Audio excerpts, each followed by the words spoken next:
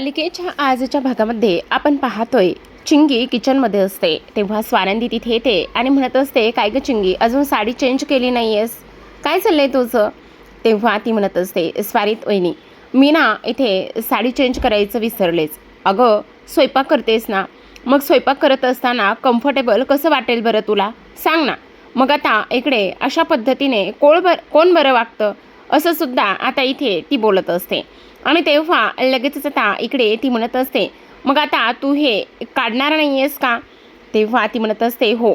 मग आता ती म्हणत असते, ऐक ना, ह्या सगळ्या गोष्टी खऱ्या आहेत, पण एक गोष्ट मात्र करायचीच राहिली आहे. हे बघ, तू आत्ता कोशिंबीर करतेस ना, मग त्यामध्ये मीठ आणि साखर हे सगळं काही घालू नकोस बरं का. म्हणजे त्याने काय होणार आहे की इकडे आता त्याला कोशिंबीरीला पाणी सुटेल. आणि काय गं चिंगी, अभ्यास कसा चाललाय तुझा? आणि एक गोष्ट कायम लक्षात ठेवायची, समजलं तुला? अभ्यासाकडे व्यवस्थित लक्ष द्यायचं. तेव्हा ती म्हणत असते, हो मी अभ्यास करतेच आहे. हो, अभ्यास करण्यासाठीच आपण इथे शहरामध्ये आलो आहोत ना, त्यामुळे अभ्यास हा करतच राहायचं, समजलं तुला? असं सुद्धा आता इथे ती बोलत असते. त्याच वेळेला ती म्हणत असते, आणि आणखी एक महत्त्वाची गोष्ट, चिंगी तुझं काय चाललंय हे सगळं? आणि इकडे पुन्हा ती तिला ओरडून बोलत असते, पण तिचं मात्र फारसं काही लक्ष नसतं.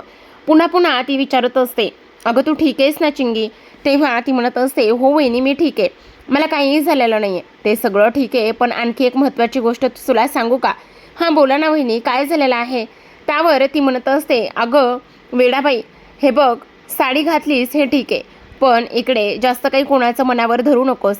तेव्हा ती म्हणत असते, नाही वहिनी, मी जास्त काही कोणाचं मनावर धरत नाही, पण त्याचं काय आहे ना की इकडे आता मला ह्या सगळ्या गोष्टींची सवय करून घ्यावी लागणार आहे ना, म्हणजे किती नाही म्हटलं तरीसुद्धा मला इथेच राहायचं आहे ना. तेव्हा ती म्हणत असते, म्हणजे तुला इथेच राहायचं आहे? म्हणजे नाही, म्हणजे आता मी इकडे कामासाठी आहे ना, मग कामासाठी मला इथेच राहायचं आहे ना, मग त्यामुळे मला ह्या सर्व गोष्टींची सवय करून घ्यावी लागणार आहे ना, असं सुद्धा आता इथे ती बोलत असते. आता हे सर्व काही बोलल्यानंतर लगेचच आपण पाहतो की इथे आता चिंगी म्हणत असते, हो तुमच्या लक्षात येते ना मला काय म्हणायचे? तर तेव्हा स्वानंदी म्हणत असते, हो हो समजलं, पण आता अभ्यासाकडे लक्ष दे, कळलं का तुला? आणि ही साडी वगैरे आता नेसलीस ना, ती काढून ठेव. तर आता दुसऱ्या बाजूला आपण पाहतो इकडे आता अंशुमन फारच जास्त आनंदामध्ये असतो. अंशुमनला आता इकडे समरच्या केबिनमध्ये जी तिजोरी आहे त्या तिजोरीची इकडे आता चावी मिळालेली असते. आणि तो इकडे म्हणत असतो, आता माझी खरंच मजा होणार आहे, आता ही चावी मला मिळालेली आहे म्हटल्यावर फार आनंद आहे बघ. तेव्हा ती म्हणत असते, माझी तर फार चिडचिड होते त्या चिंगीमुळे. तेव्हा तो म्हणतो, देना सोडून त्या सगळ्या काही गोष्टी, इथे तू कशाला उगाचच ह्या सगळ्या गोष्टींचा उगाचच विचार करत असते? हे बघ, ह्या सगळ्या गोष्टींचा एवढा विचार अजिबातच करू नकोस काय, असं सुद्धा आता इथे ती बोलत असते.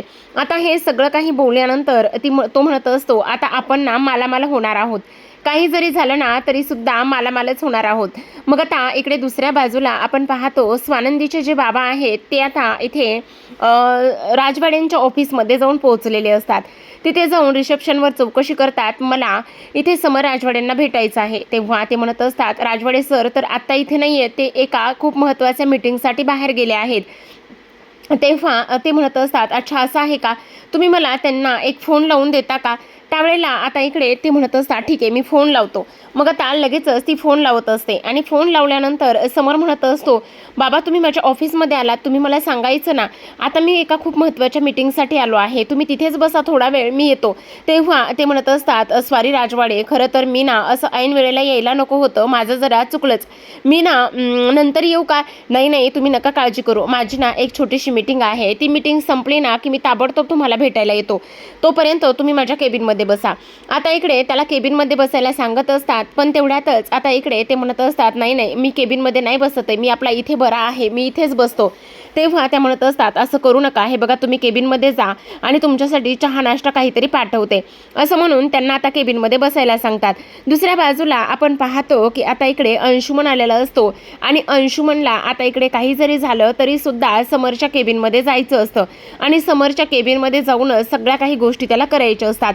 मग आता तो धावतच समोरच्या केबिनमध्ये जातो. त्याच्या खुर्चीच्या समोरच एक ड्रावर असतो आणि तो ड्रावर ताबडतोब ओपन करतो. त्यामध्ये बरीच अशी कॅश असते आणि योगायोगाने त्याला ना एका डब्बीमध्ये सोन्याची चेन भेटते आणि ती सोन्याची चेन तो हातामध्ये घेतो आणि लगेचच खिशामध्ये ठेवतो. तेवढ्यातच स्वानंदीचे बाबा समोरच्याच रूममधून जे काही त्याच्याच केबिनमध्ये वॉशरूम आहे त्या वॉशरूममधून बाहेर येताना दिसतात.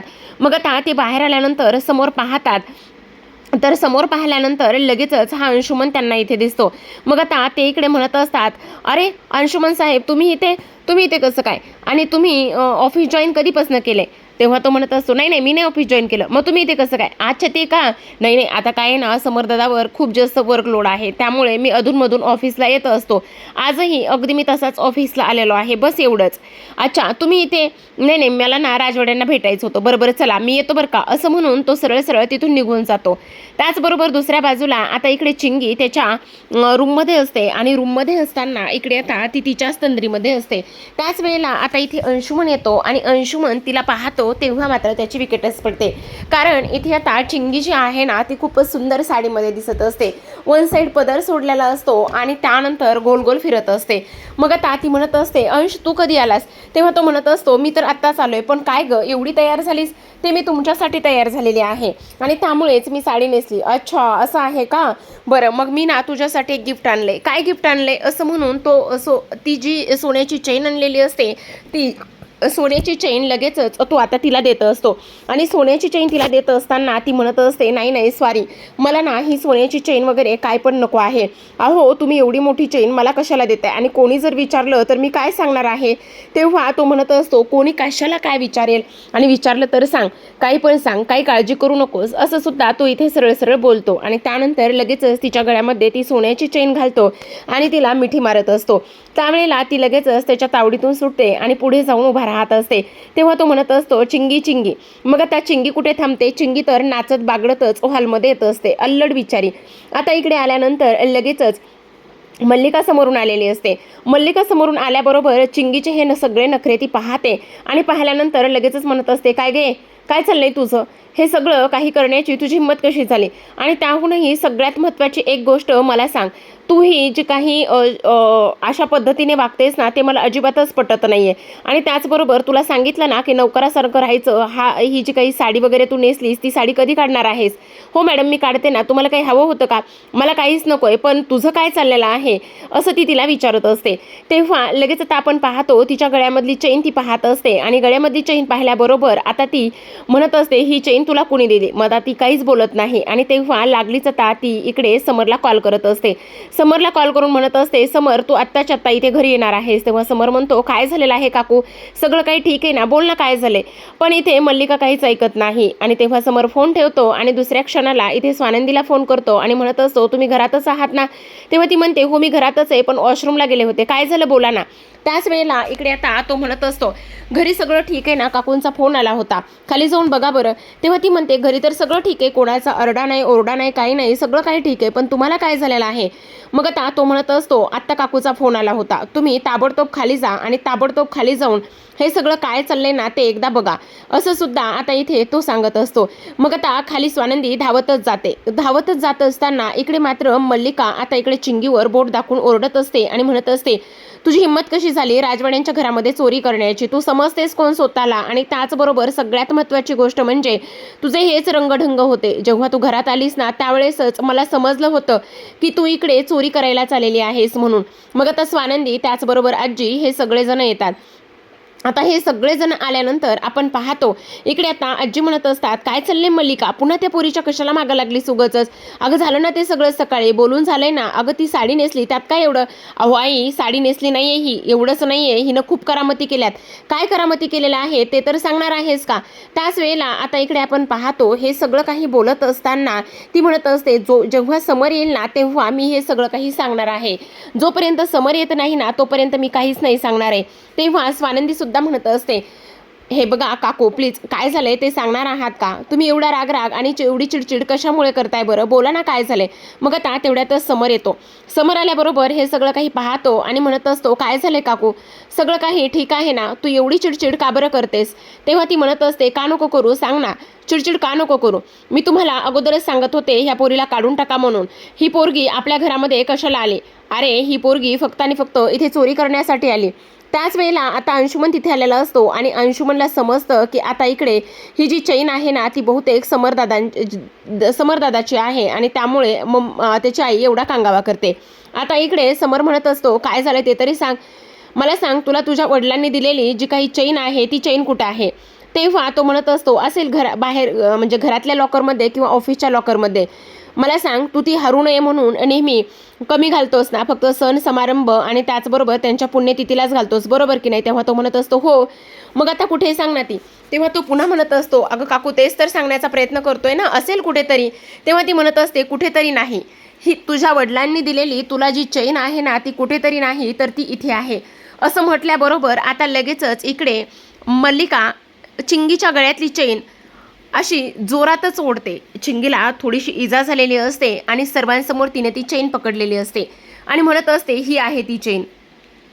ह्या चिंगीनं ती चेन चोरली. ह्या चिंगीची हिंमत कशी झाली ती चेन चोरण्याची, बघितलं? आता इकडे अंशुमन तर डोक्याला हात लावूनच बिचारा उभा असतो. त्याला तर काय करावं काय नाही ह्या सगळ्या गोष्टी समजतच नसतात. मग आता इकडे मल्लिका म्हणत असते, सांग तू चोरलीस नाही ही चेन? काय गे मला सांग, तुला एवढंच पैसा सोनं हे सगळं काही हवंय का? का चोरी केलीस? बोल ना. अगं का अशी वागली आहेस तू? असं सुद्धा इकडे आता ती बोलत असते. त्यावर चिंगी म्हणत असते, हे बघा मॅडम, माझी यात काहीच चूक नाही आहे, मी चोरी नाही केलेली आहे, प्लीज माझं एकदा ऐकून घ्या ना, प्लीज मी तुम्हाला खरं सांगते. हे बघा मी खरं सांगायले, मी ही चोरी वगैरे काही पण नाही केलेलं, प्लीज माझं एकदा ऐकून घे ना. तेव्हा मल्लिका म्हणत असते, ए गप्प बस, काय चाललंय तुझं? तूच चोरी केलीस आणि वरून सरळ सरळ नाही म्हणतीस.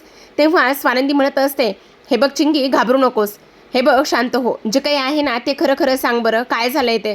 त्यावेळेला लगेच आता इकडे ती पाहत असते.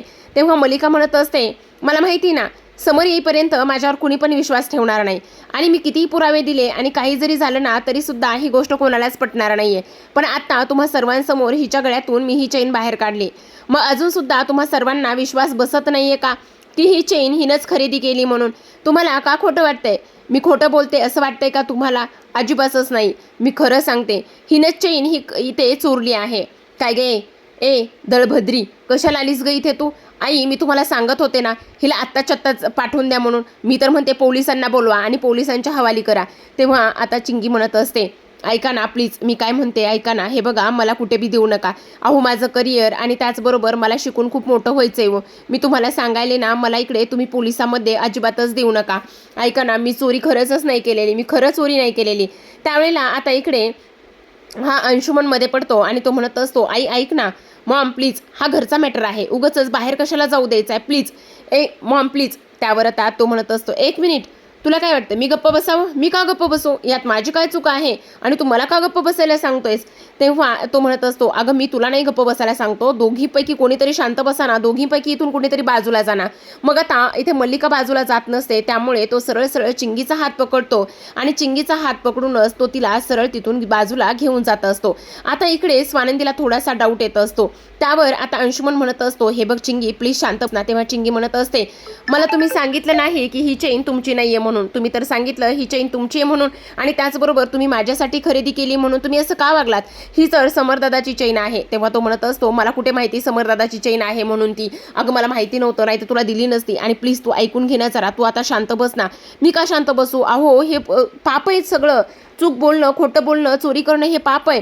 आणि त्यानंतर तो म्हणत असतो, मग मला सांग, मी जर आता हे सगळं काही सर्वांना सांगितलं ना तर ही प्रॉपर्टी त्याचबरोबर आईचं प्रेम हे सगळं आणि मला घरातून बाहेर हाकलून देतील ग चिंगी.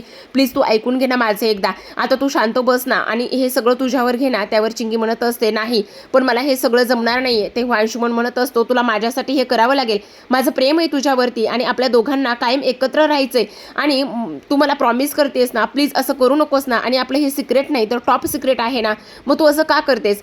आता इकडे अंशुमनने पूर्ण चिंगीला ब्लॅकमेल केलेलं असतं आणि ब्लॅकमेल करून त्याने तिचं मन वळवण्याचा पूर्णतः प्रयत्न केलेला असतो. त्यानं तिला इमोशनली ब्लॅकमेल केलेलं असतं. तो म्हणत असतो, माझं प्रेम आहे तुझ्यावर आणि तू माझं का ऐकत नाहीयेस? आता दुसऱ्या बाजूला मात्र आपण पाहतो मल्लिका म्हणत असते अजिबातच नाही. समर हे बघ, आता माझं तू ऐकणार असशील तर मी तुला एक गोष्ट सांगते. काही जरी झालं तरी सुद्धा ह्या चिंगीला ताबडतोब पोलिसांमध्ये दिलं पाहिजे. आपण हिला काही इकडे माफ वगैरे केलं नाही पाहिजे. त्याच वेळेला आता इकडे आजी म्हणत असतात, अगं जरा मल्लिका शांत बसणार आहेस का? तेव्हा ती म्हणते, तुम्ही प्रत्येक वेळी मलाच का शांत बसवताय? हे बघा, मला शांत अजिबात बसवू नका, कारण ही चोरी चिंगीने केलेली आहे. तेव्हा स्वानंदी म्हणत असते, माझा तिच्यावर पूर्ण विश्वास आहे, तिने चोरी केलीच नाही म्हणून. मग आता ती समरला विचारते, त्यावेळेस समर सुद्धा म्हणत असतो, माझा सुद्धा चिंगीवर पूर्ण विश्वास आहे. मला सुद्धा माहिती आहे, खात्री आहे की इथे चिंगीने अजिबातच चोरी केलेली नसेल म्हणून. आता हे पाहणं फार इंटरेस्टिंग आहे की स्वानंदी ह्या सगळ्याचा छडा कसा लावते आणि त्याचबरोबर समर म्हणजे स्वानंदीचे बाबा इकडे चोरी केलेल्या अंशुमनला स्वानंदीसमोर कसं सांगतील आणि काय करतील हे पाहणं फार कमालीचं असणार आहे. तर आता प्रेक्षकांनो, अशाच नवनवीन मालिकांचे अपडेट्स त्याचबरोबर रिव्ह्यू जाणून घ्यायचे असतील, पाहायचे असतील तर नक्की चॅनलला सबस्क्राईब आणि पाहत रहा वीण दोघातली ही तुटेना. भेटूयात पुन्हा एका अशाच नवीन रिव्ह्यू सोबत. आणि प्रेक्षकांनो, तुम्हाला आणखी कोणत्या मालिकेचे रिव्ह्यू पाहायला आवडतील हे सुद्धा कमेंटमध्ये सांगा.